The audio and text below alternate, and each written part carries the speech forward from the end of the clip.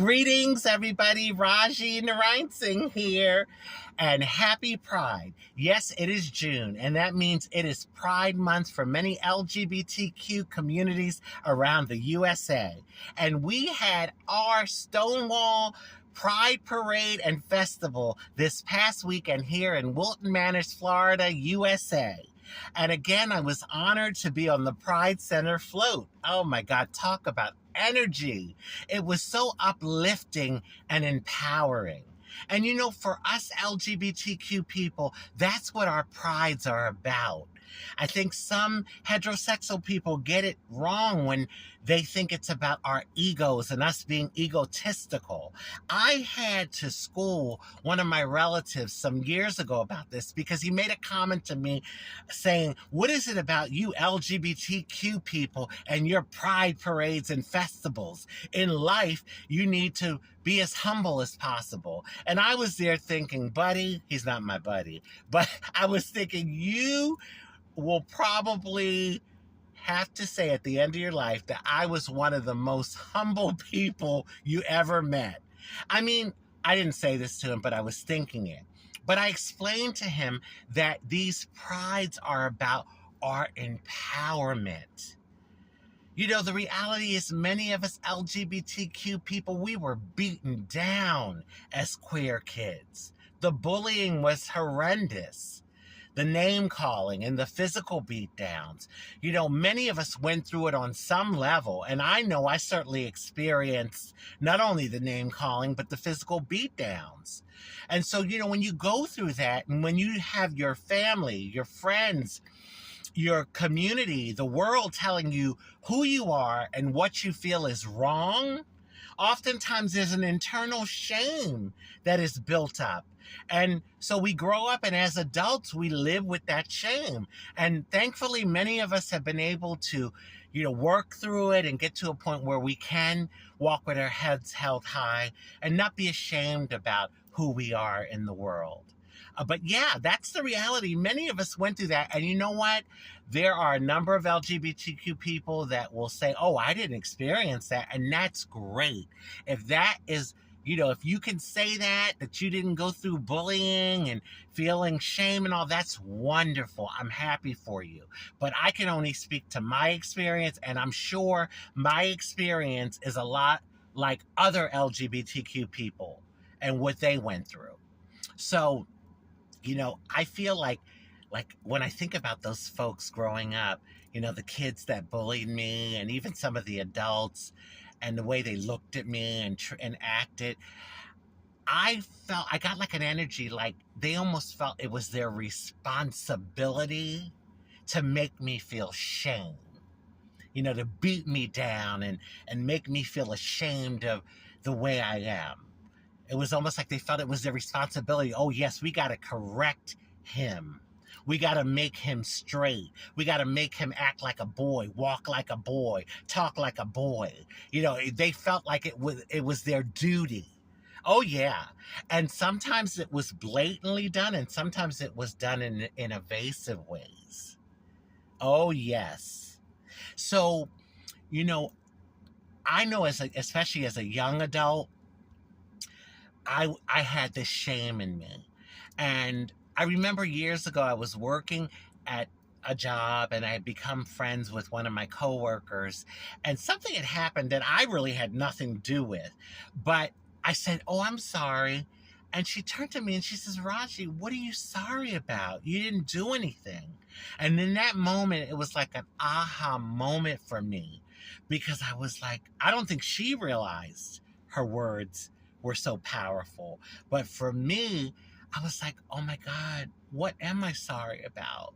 And it kind of all came down on me, and I was thinking, oh my God, like I walk through life like that, like almost apologizing for my beingness, you know, hoping that people will tolerate me.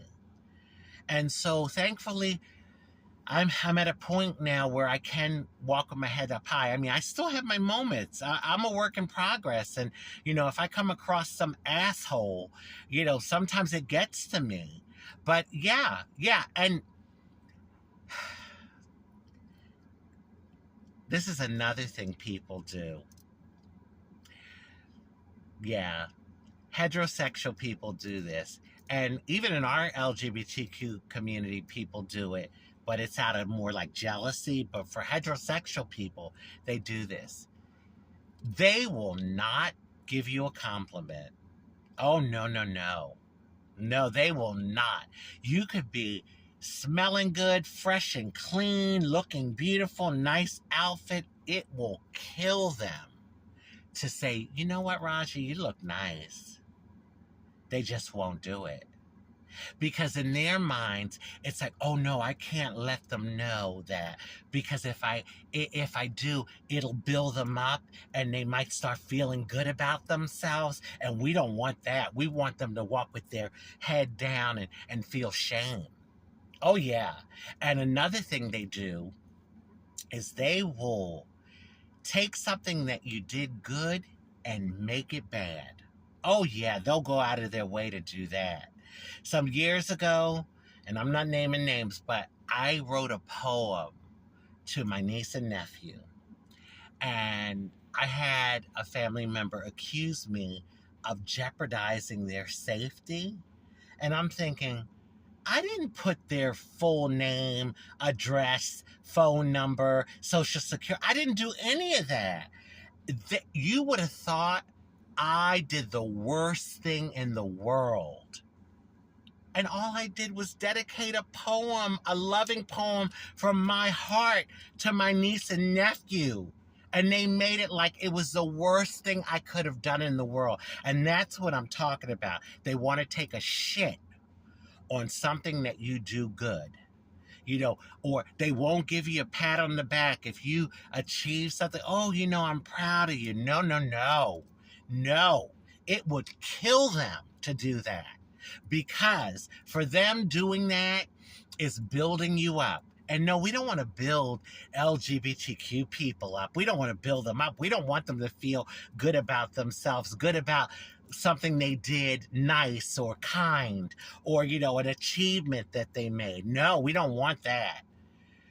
We want them to walk with shame, with their heads down. And so, again, for us LGBTQ people, our prides are so important because it affirms our liberation. It affirms our empowerment. It affirms for us that we too are human beings that can walk with our head up high, and we have a right to our basic human rights, our civil rights. That's what it affirms for us. And if the world can't do it for us, we have to do it for ourselves. The mere fact that we were born into life gives us a birthright to be here. And, you know, people, again, they think that, you know, oh, we choose this. I've had people say, well, if that's what you choose, I didn't choose this. I wouldn't have chosen to be ostracized and persecuted and discriminated against and, you know, all of that. No, I wouldn't have chosen that. But what I did choose is to be real about who I am. And that's what many of us LGBTQ people do. We choose to be real about who we are. We are a part of nature, y'all. There are transgender creatures. Yes, in the animal kingdom. Look it up. Google it. And if that exists in the animal kingdom, we are a part of, you know, nature. We are part of the animal kingdom. Hello? If there's that diversity in nature, why wouldn't us human beings be as diverse? But I know for some people, I could talk until I'm blue in the face and keel over and die.